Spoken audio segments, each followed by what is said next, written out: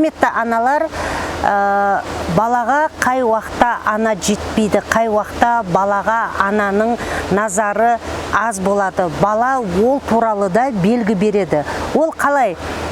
Егер баланың қарны аш, шынайы аш тамақтанғысы келетін болса, анасын ол көп уақыт ембейді. Тек қана аштық сезімін қанағаттандыру үшін аз уақытта еміп тояды.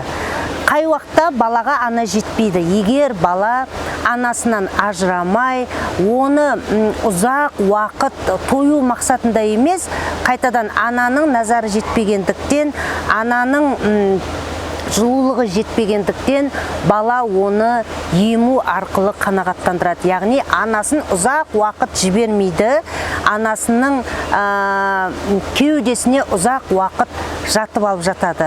Біз үйде жұмыс басты, қолымыз тимейді, тез-тез емізіп жібергіміз келіп жатады. Бірақ баладағы осы сигналдарға назар аударып үйреніңіздер. Өйткені бала сіздерге өзінің тілінде көптеген ақпараттар беріп жатады. Сондықтан осы емізу процесінен де көп нәрсені байқауға болады. Мерей, өшір!